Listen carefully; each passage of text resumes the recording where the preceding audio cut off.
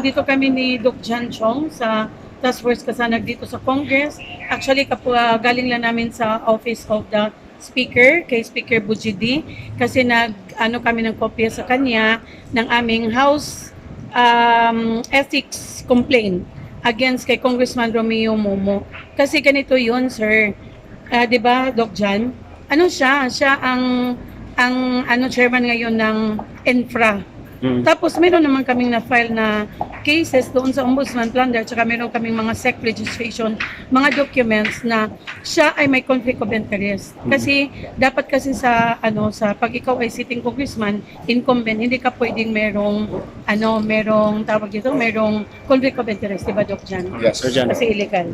Tama naman yan ang aming punta dito. Wala itong personalan na Sir Bernard, yung amin is base sa dokumento na ipinoward namin dito sa Ethics Committee dun sa kay House Speaker, no? So we will base on the documents, no? Yes. At Ebidensya. naman kami ng ebidensya, so that's why ipinoward na namin ngayon. So it's up to the Ethics Committee to comply or to take action. Then even the House Speaker will naniwala naman kami at tiwala naman kami sa kakayahan ng House of Representatives sa leadership ni House Speaker na gagawa nila ng aksyon ng aming complaint.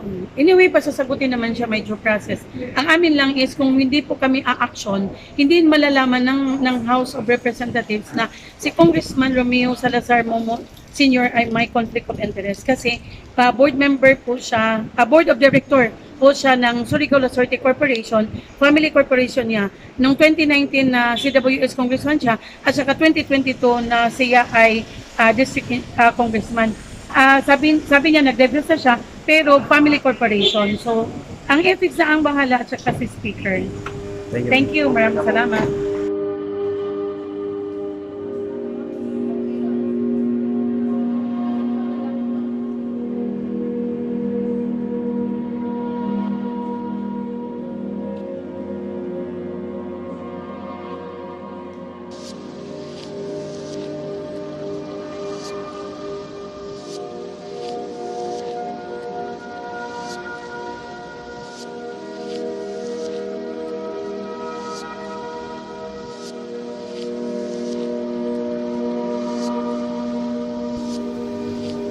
Andito kami ni Doc Jan Chong sa Task Force Kasanag dito sa Congress.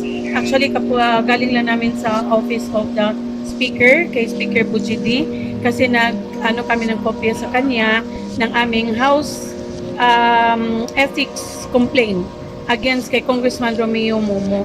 Kasi ganito yun, sir. 'Di ba, Doc Jan? Siya ang chairman ngayon ng Infra. Tapos meron naman kaming na-file na cases doon sa Ombudsman Plunder, tsaka meron kaming mga SEC registration, mga documents na siya ay may conflict of interest. Kasi dapat sa pag ikaw ay sitting congressman, incumbent, hindi ka pwedeng merong conflict of interest, di ba, Doc Jan? Yes, Sir Jan. Kasi illegal.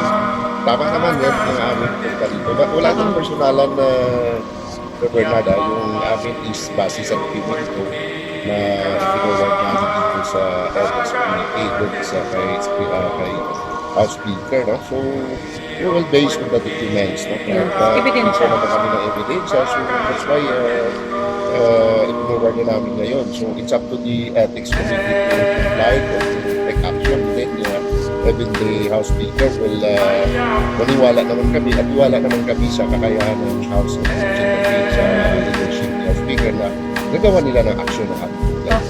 Anyway, pasasagutin naman siya may due process.